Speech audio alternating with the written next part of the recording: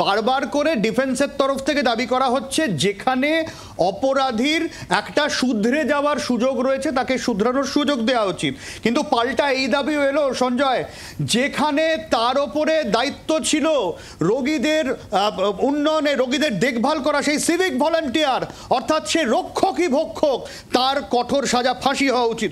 একেবারে এই পয়েন্টটি অত্যন্ত ইম্পর্টেন্ট পয়েন্ট এবং ডিফ্যাক্টর পক্ষ থেকে অর্থাৎ নির্যাতিতার পক্ষ থেকে তাদের যে আইনজীবী তারা কিন্তু তুলে ধরেছেন যে সঞ্জয় রায় রিফর্মের প্রস্তাব তুলছেন, সঞ্জয় রায়ের আইনজীবী না তাকে যেন সুযোগ দেওয়া হয়।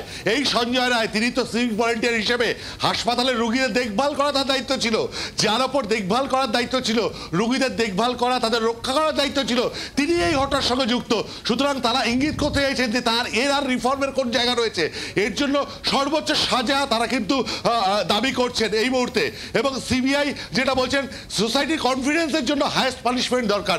এবার কিন্তু সিবিআই তারা আদালতে বিচারকের সামনে তারা যেটা বলছেন যে সমাজের মধ্যে সমাজের সেই আত্মবিশ্বাস ফিরিয়ে আনার জন্য তারা কিন্তু ডেথ পেনাল্টি চাইছেন। এবং তারা বলছেন যে এই মুহূর্তে আমরা এটা জানতে পাচ্ছি যে এই মুহূর্তে কোয়ান্টাম পানিশমেন্টের হিয়ারিং 1:11 শেষ হয়ে গেল। জাজ সাহেব এই সঞ্জয় রায়কে 2:45 তার সাজা শোনাবেন। জাজ জানিয়ে দিলেন সামগ্রিকভাবে এই মুহূর্তে সাজা ঘোষণার ওপরে সঞ্জয় রায় পরিবার এবং সিবিআইয়ের যে শেষ সওয়াল সেটা শেষ হয়ে গেল 1:11। 2:45 আবারও ফিরে আসবেন জাজ। 2:45 সঞ্জয় রায়কে এই আর্জি করে ধর্ষণ এবং খুনের মামলায় তাকে সাজা দোষী সাব্যস্ত করেছেন, তার সাজা তিনি শোনাবেন। 2:45 পৌনে 3টে সাজা ঘোষণা হবে সঞ্জয়ের, যেখানে আমরা একটা সওয়াল জবাবের আমরা একটা প্রক্রিয়া দেখলাম। আর এই জায়গা থেকেই অর্ণমাংশু রয়েছেন আমাদের সঙ্গে ইনপুটের সঞ্জয় ভদ্র রয়েছে নিউজরুম থেকে। আমি সঞ্জয় দা যে বিষয়টা আমি অর্ণমাংশুর কাছে তোমার মাধ্যমেও জানতে চাইবো, যেটা নিয়ে আমরা কথা বলছিলাম যে কোথাও গিয়ে যখন ডিফেন্সের তরফ থেকে এই কথা বলা হচ্ছে যে এভাবে ফাঁসি দেওয়া যায় না, যেখানে শুধরানোর সুযোগ রয়েছে, তার জন্য তিনি একটা রিসার্চ পেপার পর্যন্ত সাবমিট করলেন, সুপ্রিম কোর্টের গাইডলাইনে কথা বললেন, কিন্তু এই জায়গায় দাঁড়িয়ে ফাঁসি দেওয়া যায় না, তার শুধরানোর সুযোগ হয়েছে। পাল্টা এই সওয়াল এলো রক্ষকই ভক্ষক সেখানে কিভাবে শুধরাবে সে? একেবারে। এবং মানে আমি কিন্তু আবারও বলছি জাজ তিনি কিন্তু জাজমেন্টে তার একটা মাইন্ডসেট নিয়ে তিনি এসছেন এবং সেটা আন্দাজ করেই কিন্তু আমাদের এক্ষেত্রে সঞ্জয় রায়ের উকিল তারা কিন্তু রিসার্চ পেপার রিফর্ম এসব অ্যাঙ্গেল আমরা দর্শকরা দেখছেন। জাজ বিচারক অনির্বাণ দাস তিনি বিচার কক্ষ থেকে বেরিয়ে তিনি চলে গেলেন, এই মুহূর্তে তার নিজস্ব কেবিনে তিনি চলে গেলেন আমরা দেখতে পেলাম। এবং তারপরে 2:45 তিনি আবারও ফিরে আসবেন আদালত কক্ষে, এসে সঞ্জয় রায়কে এই মামলার তার সাজা শোনাবেন। যেটা বলছিলাম যে সঞ্জয় রায়ের উকিল তারা কিন্তু ভালোই বুঝতে পারছিলেন এক্ষেত্রে সর্বোচ্চ সাজার একটা ইঙ্গিত রয়েছে, ফলে সে জায়গায় দাঁড়িয়ে তারা কিন্তু সঞ্জয় রায়ের হয়ে ব্যাটিং করার জন্য তারা কিন্তু রিসার্চ পেপার রিফর্মস, কিছু ডেথ পেনাল্টি রয়েছে, যে আসামিরা রয়েছে তাদের ওপর যে রিসার্চ হয়েছে সে সকল কিছু তারা কিন্তু তুলে ধরে হাইলাইট করার চেষ্টা করছিলেন। কিন্তু সিবিআই এবং ডিফ্যাক্টো উকিল তারাও কিন্তু একটি বিষয় সুনিশ্চিত করতে চাইছেন, সেটা হলো সমাজের ক্ষেত্রে তারা যেটা বারবার বলতে চাইছেন যে এক্ষেত্রে নির্যাতিতার মৃত্যুর জন্য এক্ষেত্রে যে সাজা দেওয়া হবে সেই সাজা যেন সমাজের কনফিডেন্স বিল্ডিংয়ে সাহায্য করে, সমাজের সামগ্রিকভাবে সমাজের কাছে একটা বার্তা যায়, সেই আবেদন তারা করছে। অর্থাৎ আর্গুমেন্ট এবং কাউন্টার আর্গুমেন্ট খুব জমে উঠেছিল। শেষ পর্যন্ত 2:45 পর্যন্ত অপেক্ষা করতে হবে সাজা শোনার জন্য। একদমই আমরা একেবারে কোর্টরুমের মধ্যে কি চললো, আদালত কক্ষে কি চললো সরাসরি জানবো। আমাদের প্রতিনিধি পিয়ালি মিত্র রয়েছেন আমাদের সঙ্গে। পিয়ালি,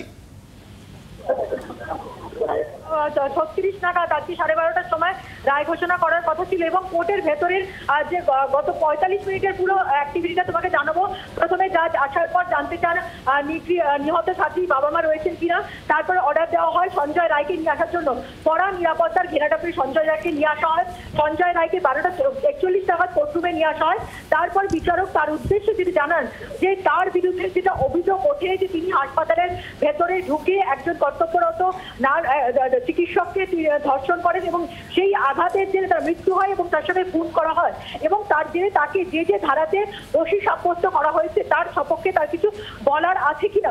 সঞ্জয় রায় আজকেও আমরা দেখি তার সেই রুদ্রাক্ষের মালা পরে আছে এবং সে যদি এরকম কোনো ঘটনা ঘটাতো তাহলে সেই রুদ্রাক্ষের মালা থাকতো না এবং সেই নির্দোষ এবং একই সঙ্গে তার বক্তব্য যে বারবার করে তিনি পুলিশের কাছেও জানিয়েছিল তিনি নির্দোষ, তাকে মারধর করে তাকে টর্চার করা হয়েছে, এমনকি সিবিআই কাছেও যখন তাকে নিয়ে যাওয়া হয় তাকে কিছু বলতে দেওয়া হয়নি।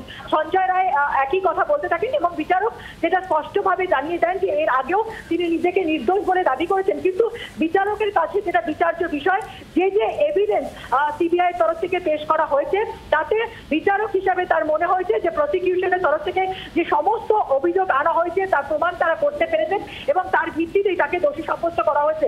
এরপর সিবিআই এর বক্তব্য জানতে চায় বিচারক। সিবিআই তরফ থেকেও কিন্তু আজকে হাইয়েস্ট পানিশমেন্ট অর্থাৎ মৃত্যুদণ্ডের দাবি করা হয়েছে এবং তাদের বক্তব্য যে এটা একটা rarest of the rare case যেখানে একজন চিকিৎসক তিনি সেখানে সোসাইটিকে সাহায্যের জন্য তিনি ছিলেন এবং সেখানে তাকে কর্তব্যরত অবস্থায় 36 ঘন্টা ধরে যে ডিউটি করছিল তাকে ধর্ষণ করে খুন করা হয় এবং শুধুমাত্র এটা তার পরিবারের লস নয়, এটা একটা সোসাইটির লস এবং এই ক্ষেত্রে দাঁড়িয়ে এটাকে একটা বিরলের মধ্যে বিরল ঘটনা বিচার করে সুপ্রিম কোর্টের একাধিক গাইডলাইন দেওয়া আছে কোন কোন ক্ষেত্রকে rarest of the rare case বলে যায় এবং সেই বিষয়টাকে বিবেচনা করে তাকে যাতে মৃত্যুদণ্ড দেওয়া হয় এবং তারপরে ডিফ্যাক্টো কমপ্লেনেন্টের তরফ থেকে যদিও সুপ্রিম কোর্টের একাধিক যে নির্দেশ রয়েছে যে কোন কোন ক্ষেত্রে ডেথ পেনাল্টি থেকে রদ থাকা যাবে এবং ডেথ পেনাল্টির পরিবর্তে অন্য যে সাজা রয়েছে পানিশমেন্ট সেটা দেওয়া যায় এবং যদি যে অভিযুক্ত বা দোষী তার যদি কোনো রকম রিফরমেশনের কোনো রকম সুযোগ না থাকে তাহলেই একমাত্র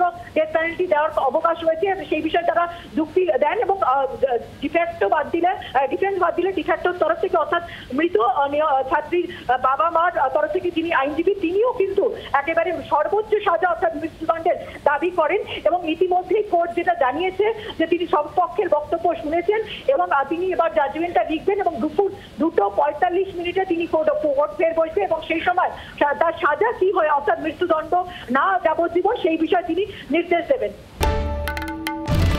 বাংলার আওয়াজ, বাঙালির আবেগ, জি 24 ঘন্টা।